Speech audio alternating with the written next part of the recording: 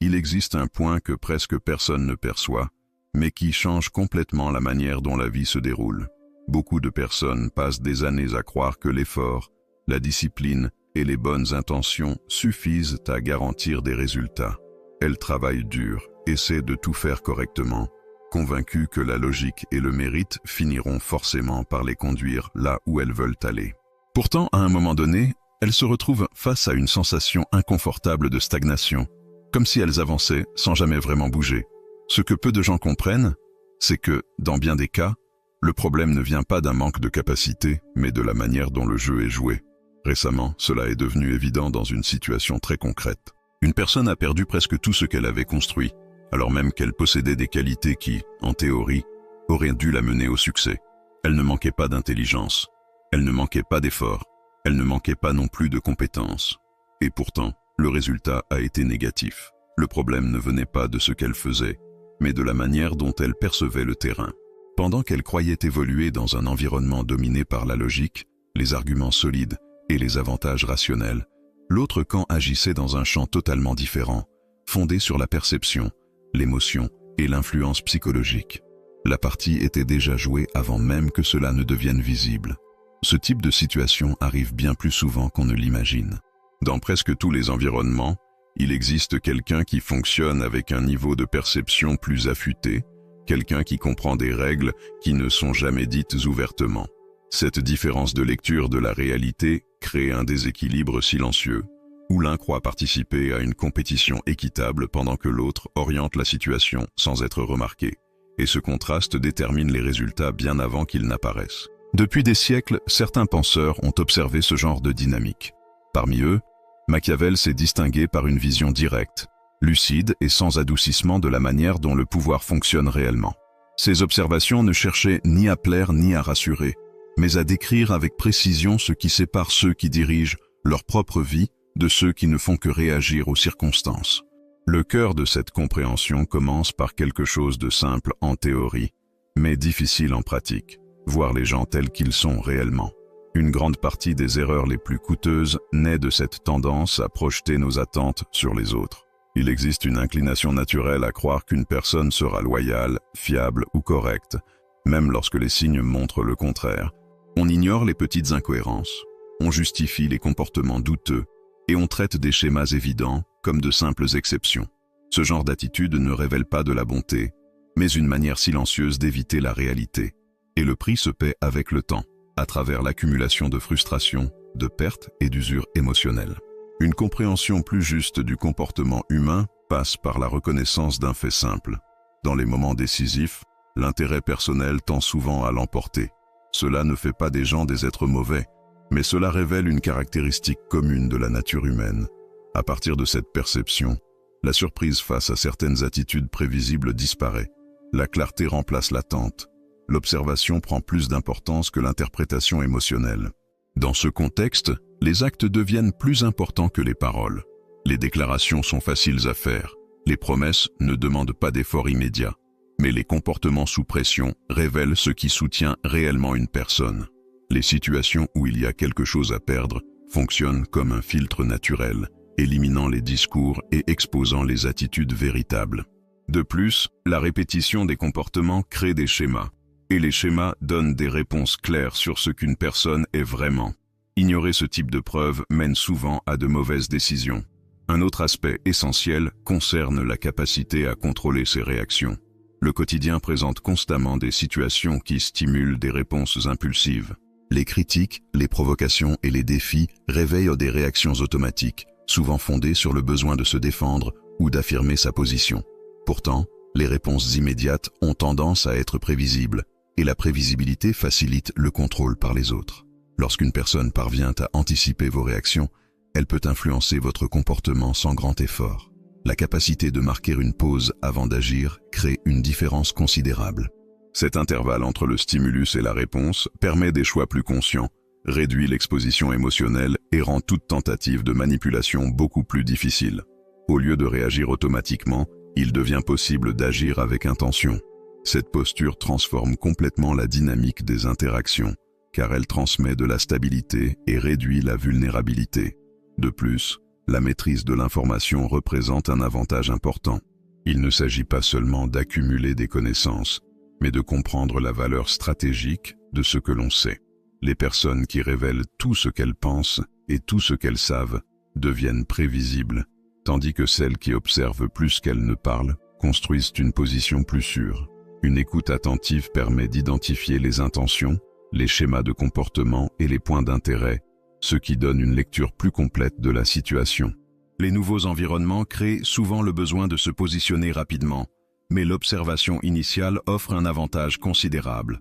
Les structures officielles ne reflètent pas toujours la véritable réalité du pouvoir et de l'influence.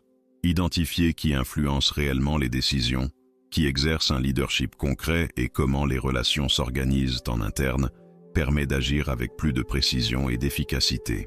Ce type de lecture évite les mouvements précipités et augmente la justesse des décisions. Un autre point fondamental est lié à la constance. Les résultats durables ne se construisent pas avec des actions isolées, mais avec la répétition. La discipline se révèle plus importante que la motivation, car elle ne dépend pas des conditions extérieures. Les personnes constantes construisent une réputation solide, fondée sur la prévisibilité positive de leurs actes. Cette confiance ne naît pas des discours, mais de la répétition de comportements alignés avec ce qui a été promis. Le manque de constance crée de l'instabilité, et l'instabilité compromet toute construction solide. Lorsqu'il n'existe aucune clarté sur ce que l'on peut attendre de quelqu'un, la confiance se fragilise. À l'inverse, des schémas constants créent de la sécurité et renforcent les relations. Ce type de comportement influence aussi directement la perception extérieure, en consolidant une image fondée sur la fiabilité. La manière dont la confiance est distribuée mérite également attention. Souvent, elle est accordée trop largement, sans critères clairs. Cela entraîne une exposition inutile et une vulnérabilité dangereuse. La confiance doit être traitée comme une ressource précieuse, accordée en fonction de preuves concrètes. Différents niveaux de relations exigent différents niveaux d'accès et d'ouverture. Dans ce processus, la relation avec soi-même occupe une place centrale. Tenir ses engagements personnels renforce sa propre structure intérieure et crée une base solide pour toute décision. La confiance extérieure perd de sa valeur lorsqu'il n'existe pas de confiance intérieure. La cohérence entre ce que l'on pense, ce que l'on dit et ce que l'on fait définit la force de cette base. Un autre élément important concerne la capacité à reculer stratégiquement. Toutes les situations n'exigent pas une confrontation directe. Insister dans des conflits de faible valeur peut provoquer une usure inutile et compromettre des ressources importantes. Savoir identifier quand avancer et quand reculer permet de préserver son énergie pour les moments réellement importants. Ce choix n'est pas une faiblesse, mais une forme d'intelligence appliquée. Beaucoup de décisions sont prises dans le but d'obtenir un soulagement immédiat, en cherchant du confort à court terme. Pourtant, les choix fondés uniquement sur le présent tendent à compromettre les résultats futurs. Une vision plus large prend en compte l'impact accumulé des décisions au fil du temps. Construire quelque chose de solide exige souvent d'accepter des inconforts temporaires en échange d'avantages futurs. Ce type de mentalité transforme la manière dont les défis sont perçus. Au lieu d'éviter les difficultés, on commence à les voir comme une partie du processus de croissance. Les situations inconfortables cessent d'être des obstacles et deviennent des occasions de renforcement. Ce changement de perspective influence directement la qualité des décisions. De plus, la préparation en amont crée un avantage considérable. Beaucoup de personnes ne réagissent que lorsque les situations sont déjà définies, tandis que d'autres se positionnent avant qu'elles ne se consolident. Cette préparation implique de développer des compétences, de construire des relations et de définir des standards personnels avant qu'ils ne soient testés. Cette anticipation donne parfois une impression de chance, mais elle est en réalité le résultat de la planification et de la constance. Lorsque les opportunités apparaissent, ceux qui sont déjà prêts peuvent les saisir avec plus d'efficacité. À l'inverse, le manque de préparation limite les possibilités de réponse, même face à de bonnes opportunités. Enfin, tous ces éléments convergent vers la construction d'une identité solide. Il ne s'agit pas d'une image extérieure, mais d'une structure intérieure fondée sur la discipline, la clarté et la cohérence. Cette identité ne dépend pas de circonstances favorables pour rester stable. Elle se soutient indépendamment des conditions extérieures. Lorsque cette base est consolidée, les défis n'ont plus le même impact. La confiance ne fluctue plus en fonction des résultats momentanés, car elle repose sur quelque chose de plus profond. Les décisions sont prises avec plus de sécurité, ce qui réduit l'influence des pressions extérieures. Cette construction ne se fait pas immédiatement, mais à travers la répétition et la constance. Les petits choix faits chaque jour façonnent cette structure au fil du temps. Chaque décision contribue à renforcer ou à affaiblir cette base. Comprendre ces principes permet une lecture plus claire de la réalité. Au lieu de simplement réagir aux événements, on développe la capacité d'anticiper les mouvements, d'interpréter les signes et d'agir avec plus de précision. Ce type de posture transforme la manière dont la vie est conduite. L'application concrète de ces principes apparaît précisément dans les moments où la pression cesse d'être théorique et devient réelle. Il est facile de parler de calme, de stratégie et de clarté dans un environnement tranquille, assis confortablement, sans personne pour provoquer, exiger ou menacer ce qui a été construit. La véritable différence se révèle lorsque l'émotion tente de prendre le contrôle, que la précipitation pousse vers des décisions mal réfléchies et que l'orgueil cherche à transformer chaque situation en affrontement personnel. C'est à ce moment que beaucoup de personnes intelligentes échouent, non par manque de connaissances, mais par manque de maîtrise de leur propre conduite. La vie prévient rarement avant de tester la maturité de quelqu'un. Une conversation apparemment simple peut se transformer en confrontation. Une proposition peut dissimuler un piège. Un compliment peut être chargé d'intérêt. Une critique peut n'être qu'un test pour mesurer la stabilité émotionnelle. Dans les environnements compétitifs, tout n'apparaît pas clairement. Beaucoup de situations arrivent déguisées, exigeant une lecture attentive avant toute réponse. La personne non préparée réagit à ce qui semble se produire. La personne consciente interprète ce qui se cache derrière le mouvement. Il existe une différence profonde entre répondre au fait et répondre à la signification du fait. Une remarque déplacée peut sembler être un simple manque d'éducation, mais elle peut aussi être une tentative de tester des limites. Une question insistante peut paraître curieuse, mais elle peut chercher à obtenir des informations sensibles. Une approche soudaine peut ressembler à de l'amitié, mais être liée à un intérêt précis. Une lecture superficielle mène à des réactions précipitées. Une lecture profonde permet des choix plus sûrs. C'est pourquoi le premier véritable exercice de stratégie consiste à réduire le besoin de tout expliquer immédiatement. Beaucoup de personnes s'affaiblissent parce qu'elles ressentent l'urgence de prouver leur innocence, leurs compétences ou leurs bonnes intentions au moindre signe de remise en question. Cette urgence trahit une forme d'insécurité. Le besoin constant de justifier chaque geste crée une image de vulnérabilité, comme si chaque doute extérieur avait le pouvoir de désorganiser la structure intérieure. Une posture plus solide naît de la capacité à soutenir le silence sans inconfort. Dans ce sens, le silence ne représente pas une absence de réponse. Il peut être une réponse complète. Dans certaines circonstances, parler trop ne fait qu'alimenter une situation inappropriée, amplifier des conflits inutiles et offrir davantage de matière à l'interprétation des autres. Une parole choisie avec précision a plus de poids que de longues explications précipitées. Une réponse courte, ferme et bien placée peut clore un sujet plus efficacement que de longs discours défensifs. Cette posture demande de la maturité, car l'ego interprète souvent le silence comme une perte. L'orgueil veut gagner sur l'instant, démontrer sa supériorité, répondre coup pour coup et sortir de la situation avec une impression de victoire. Pourtant, de nombreuses victoires immédiates coûtent très cher. Une phrase dite sous le coup de l'émotion peut détruire une négociation. Une réaction excessive peut compromettre une réputation. Une impulsion de quelques secondes peut produire des conséquences qui durent des années. L'intelligence stratégique ne cherche pas le soulagement immédiat, mais la préservation de sa position. Un autre point essentiel concerne le contrôle de l'exposition.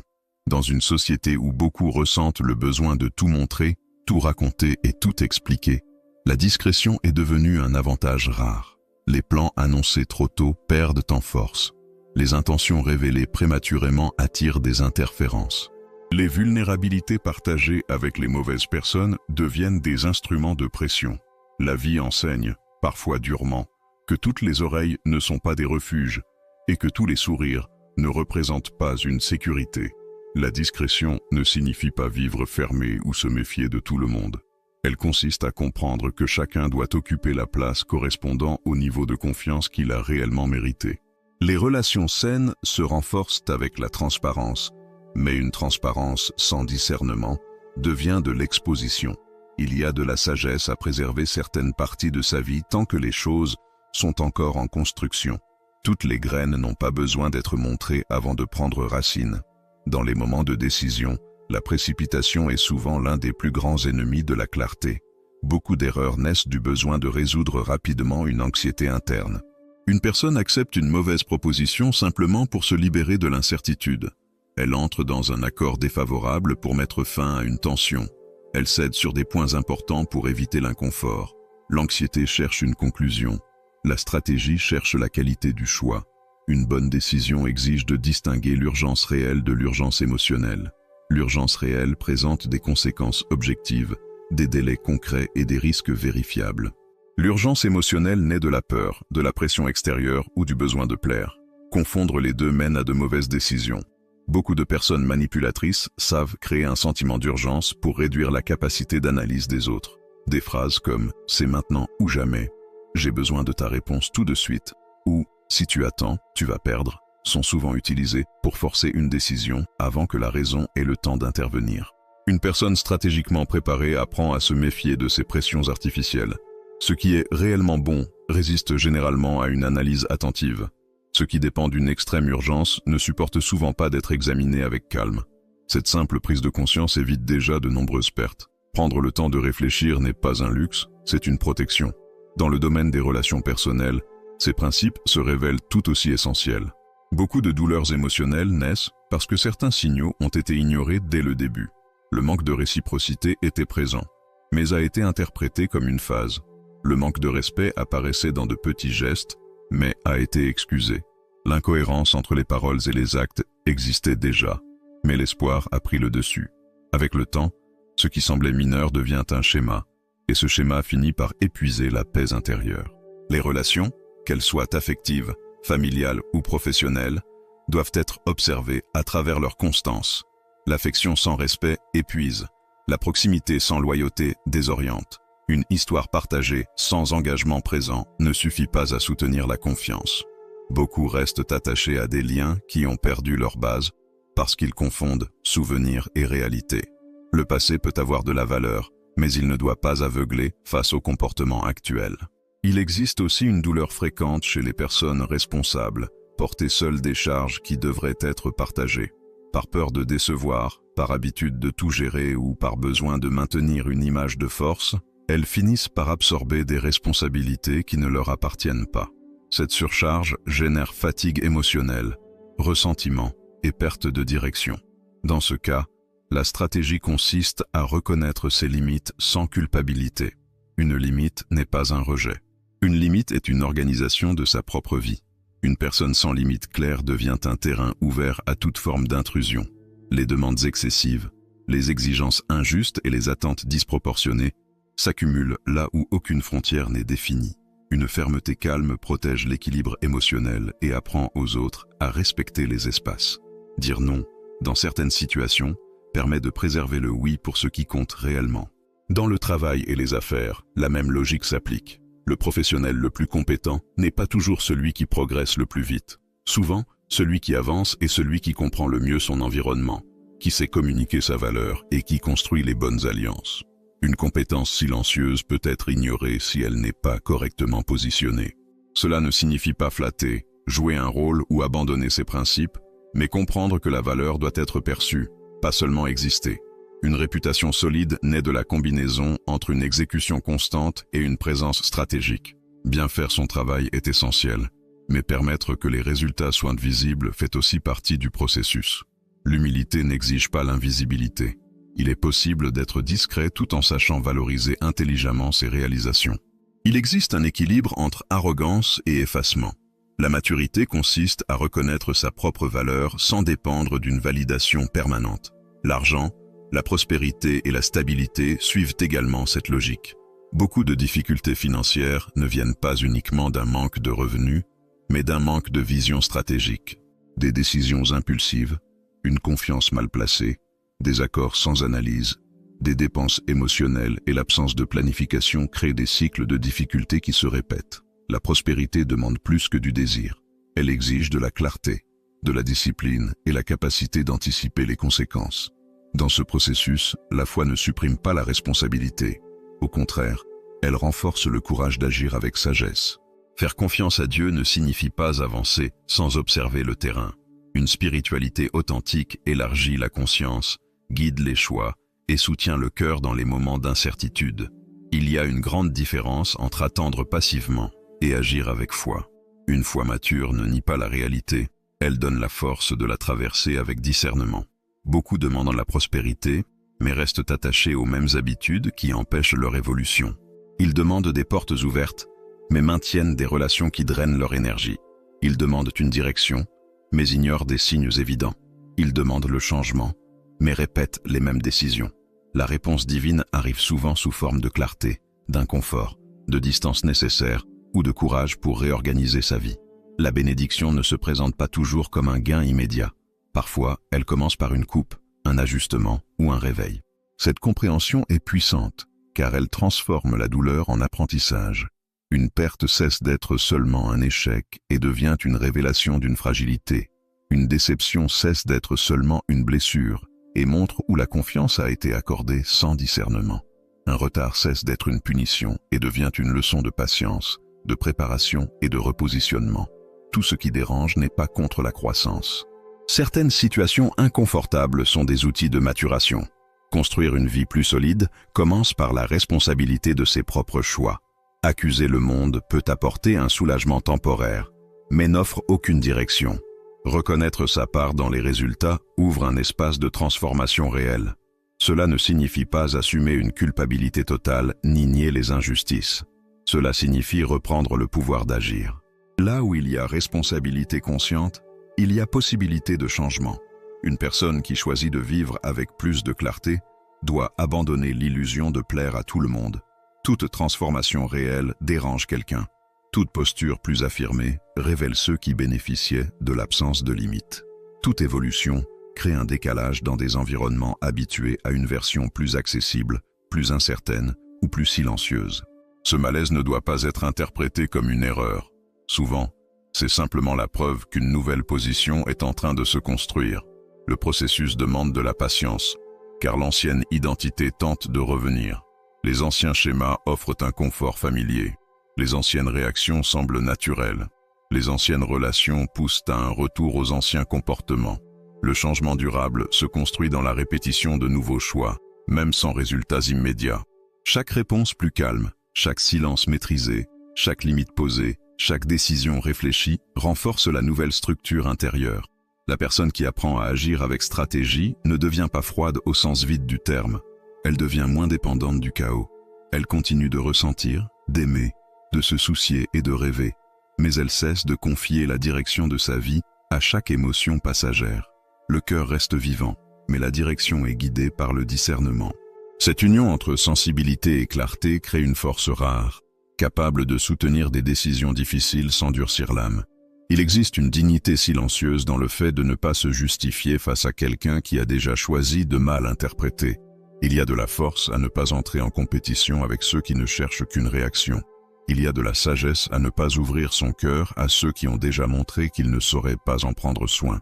Il y a de la maturité à choisir ses combats, préserver son énergie et construire dans le silence.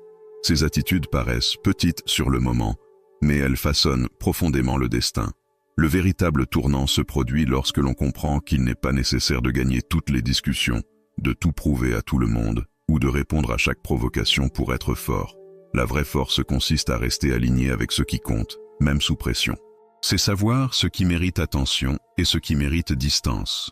C'est reconnaître les opportunités sans se laisser séduire par les apparences. C'est maintenir la foi sans abandonner la prudence. À partir de là, la vie commence à être conduite différemment. Les choix deviennent plus clairs. Les relations passent par des filtres plus précis. Les projets gagnent en priorité. L'énergie n'est plus gaspillée dans des conflits inutiles. L'esprit commence à voir des schémas autrefois invisibles. L'intuition, nourrie par l'observation et l'expérience, devient plus fiable. La prospérité cesse d'être un simple désir lointain et commence à trouver sa place dans une vie mieux organisée. Il reste cependant un aspect décisif à approfondir, la manière d'agir lorsque quelqu'un tente de déstabiliser, de diminuer ou d'orienter une situation contre vos intérêts. C'est la partie la plus concrète de cette transformation, car elle révèle si cette nouvelle mentalité tient réellement lorsque la tension monte.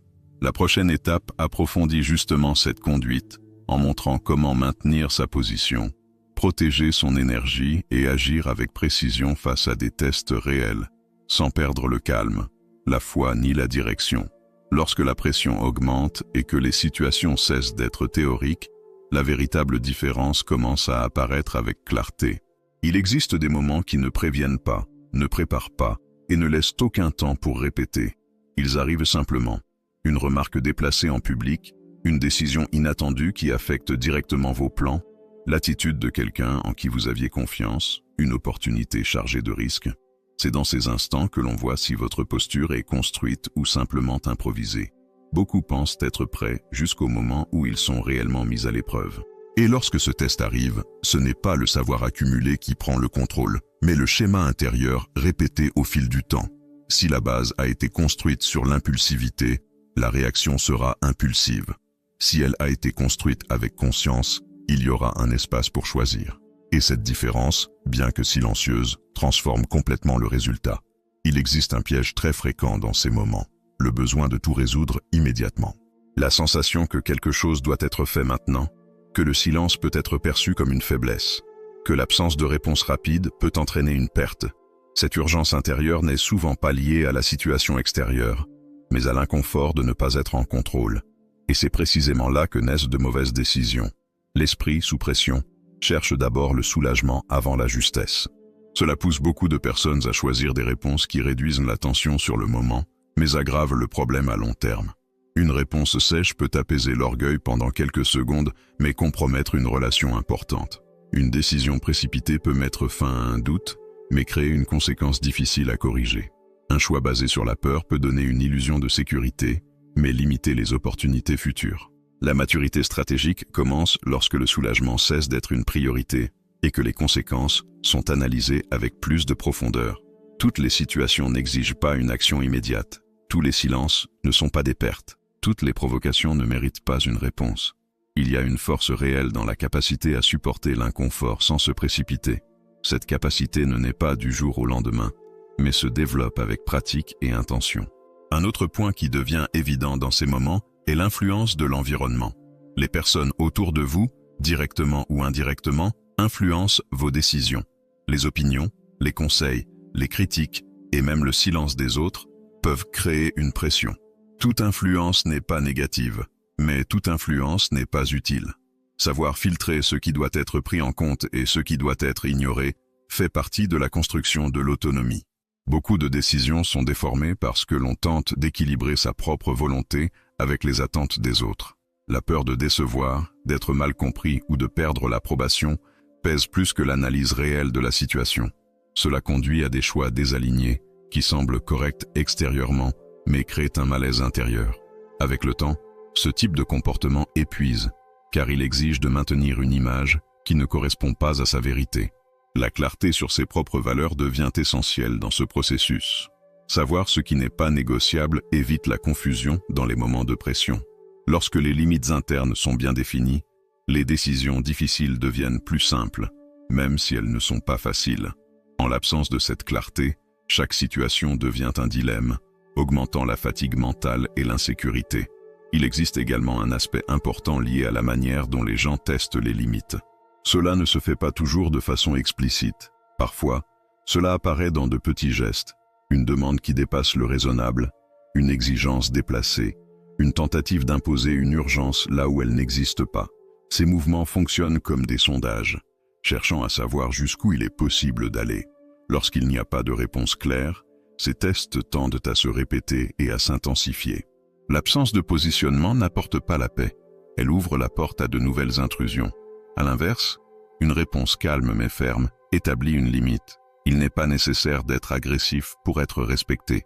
La fermeté peut s'exprimer avec tranquillité, sans élever la voix, sans entrer dans un conflit direct, tout en rendant la limite évidente. Un autre point décisif concerne la manière d'interpréter les pertes. Toute perte n'est pas un échec. Certaines pertes sont des ajustements nécessaires. Une opportunité qui ne se concrétise pas peut éviter un mauvais chemin. Une relation qui s'éloigne peut libérer de l'espace pour quelque chose de plus aligné. Un plan qui échoue peut rediriger vers une meilleure stratégie. La difficulté réside dans la capacité à voir cela au moment où cela se produit. La tendance naturelle est d'associer la perte à l'erreur, au rejet ou à l'incapacité. Cette interprétation génère du découragement et bloque l'apprentissage. Une vision plus large permet d'identifier ce que la situation révèle, ce qui doit être corrigé et ce qui doit être laissé derrière. Ce type de lecture exige de la maturité émotionnelle, mais aussi une base spirituelle solide. La foi, lorsqu'elle est bien comprise, n'élimine pas les défis, mais offre un soutien pour les traverser avec plus d'équilibre. Il existe une différence entre croire que tout ira bien automatiquement et avoir confiance que, même face aux difficultés, quelque chose de plus grand est en train de se construire. La connexion avec Dieu, dans ce contexte, n'est pas une fuite de la réalité, mais une source de direction. Les moments de silence, de réflexion et de prière aident à réorganiser les pensées, à réduire l'anxiété et à apporter de la clarté dans les décisions importantes. Cette pratique ne remplace pas l'action, elle l'améliore. Elle n'empêche pas les erreurs, mais en réduit la fréquence. Elle n'élimine pas la peur, mais renforce le courage d'agir malgré elle. Beaucoup de personnes souhaitent la prospérité, la stabilité et la croissance, mais restent enfermées dans des schémas qui empêchent ce progrès. Décisions impulsives, manque de planification, difficulté à dire non, confiance excessive envers des personnes peu fiables, tout cela crée des obstacles invisibles. Le changement ne se produit pas seulement par intention, mais par ajustement des comportements. Il existe un point clé dans ce processus. Assumer sa responsabilité sans porter une culpabilité excessive. La culpabilité paralyse. La responsabilité donne une direction. Lorsqu'une personne comprend qu'elle peut améliorer ses choix, elle reprend le contrôle de son chemin. Il ne s'agit pas de nier les difficultés extérieures, mais de reconnaître là où il est possible d'agir différemment. La croissance réelle ne se produit pas uniquement dans les moments de victoire. Elle se construit souvent dans les phases de doute, de révision et de recommencement. Ces étapes, bien qu'inconfortables, sont essentielles pour renforcer la base. Ignorer ce processus conduit à répéter les mêmes erreurs. Accepter l'apprentissage accélère l'évolution. Avec le temps, une autre capacité se développe, celle d'anticiper les scénarios. Grâce à l'expérience et à l'observation, les schémas commencent à se répéter de manière évidente. Des situations similaires produisent des résultats similaires. Certains comportements entraînent des conséquences prévisibles. Cette perception permet d'agir avant que le problème ne s'amplifie. Anticiper ne signifie pas vivre dans l'inquiétude, mais dans la préparation. Cela signifie reconnaître les signaux, ajuster la trajectoire et éviter les décisions précipitées. Cette compétence réduit les risques et augmente la qualité des choix. Elle n'élimine pas les imprévus, mais améliore la manière de les gérer. En même temps, il est nécessaire de maintenir un équilibre. Trop de contrôle peut créer de la rigidité. Trop de prudence peut empêcher d'avancer. La stratégie ne doit pas étouffer la spontanéité, mais l'orienter. La sensibilité reste importante, mais elle est désormais accompagnée de discernement. Construire cette nouvelle manière de vivre demande de la constance. Il ne s'agit pas d'avoir toujours raison, mais de corriger rapidement lorsqu'une erreur est identifiée. De petits ajustements réguliers évitent de grands problèmes plus tard. S'accrocher à une mauvaise décision par orgueil est souvent plus dangereux que l'erreur elle-même. Avec le temps, cette posture produit des résultats plus stables, des relations plus saines, des décisions plus justes, moins d'usure émotionnelle et une meilleure clarté sur ce qui compte réellement. La vie cesse d'être une suite de réactions et devient une construction consciente. Et pourtant, un élément essentiel reste à approfondir. Quelque chose qui détermine si cette nouvelle mentalité pourra tenir sur le long terme, surtout lorsque des phases difficiles apparaissent, lorsque les résultats tardent et que le doute tente de revenir. C'est à ce moment que beaucoup abandonnent, non par manque de capacité, mais parce qu'ils ne comprennent pas le temps nécessaire pour consolider de véritables transformations. Il existe une phase dans le processus de transformation qui est silencieuse, presque invisible, mais extrêmement décisive. C'est ce moment où vous n'êtes plus la personne que vous étiez, mais pas encore totalement celle que vous êtes en train de devenir. C'est une période où les résultats ne sont pas encore visibles, où les changements internes ne sont pas reconnus par les autres, et parfois même pas par vous. Et c'est précisément là que la majorité abandonne. Non pas parce qu'elle en est incapable, mais parce qu'elle ne comprend pas le temps que certaines transformations exigent pour se stabiliser. Il existe une attente implicite de résultats rapides, de signes immédiats, que tout fonctionne. Et lorsque ces signes n'apparaissent pas, le doute s'installe, l'esprit questionne, le passé appelle, les anciens schémas paraissent plus confortables. Et, sans s'en rendre compte, Beaucoup retournent à des habitudes qui ne fonctionnaient déjà plus. Cette phase demande quelque chose de plus profond que la simple discipline. Elle demande de la conviction, une certitude intérieure qui ne dépend ni des applaudissements, ni de la validation extérieure, ni des résultats immédiats. C'est la capacité de continuer à avancer même lorsque le chemin semble lent, même lorsque personne ne remarque les changements, même lorsque les résultats ne sont pas encore là. C'est précisément à ce stade que la foi se relie de manière plus profonde à l'action. Croire lorsque tout va bien ne demande aucun effort, mais maintenir la confiance quand le contexte n'a pas encore changé exige une véritable force intérieure. Il y a une différence entre attendre que quelque chose arrive et avancer avec la certitude que cela est déjà en train de se construire, même si cela n'est pas encore visible. Beaucoup se bloquent parce qu'ils ne comprennent pas cet intervalle. Ils sèment aujourd'hui en espérant récolter demain. Ils opèrent un changement et attendent un résultat immédiat. Lorsque cela n'arrive pas, ils concluent que cela ne fonctionne pas. Pourtant, tout ce qui a de la valeur demande du temps. Des relations solides prennent du temps. Une stabilité financière prend du temps. Une véritable confiance en soi prend du temps. Et ce temps n'est pas une perte, c'est une construction. Pendant ce processus, l'esprit doit être entraîné à ne pas se saboter. Des pensées négatives apparaissent, des comparaisons surgissent, des doutes tentent de s'installer. C'est naturel. Ce qui fait la différence, c'est ce que l'on fait de ces pensées. La personne qui évolue n'est pas celle qui ne doute jamais, mais celle qui ne laisse pas le doute diriger ses décisions. Il existe une force immense dans la capacité à maintenir la direction même lorsque le chemin n'est pas clair. C'est comme avancer sur une route enveloppée de brouillard.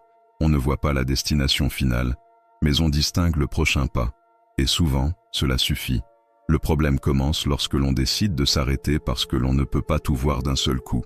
Un autre point important dans cette phase est d'apprendre à gérer le silence des résultats. Tous les efforts ne produisent pas un retour immédiat. Tous les changements ne sont pas visibles rapidement. Il existe une période où tout semble immobile, alors qu'en réalité, tout est en train de se préparer. Comme des racines qui poussent avant que la plante n'apparaisse. Ceux qui ne comprennent pas cela abandonnent avant de fleurir. Il est également essentiel de protéger son esprit durant ce processus. Tout le monde ne comprendra pas votre évolution. Tout le monde ne soutiendra pas vos choix.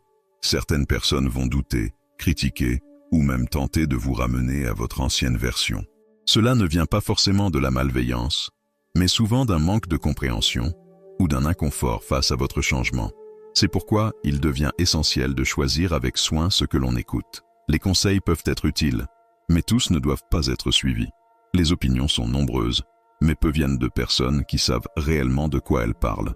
Savoir filtrer permet d'éviter la confusion et de rester concentré sur l'essentiel.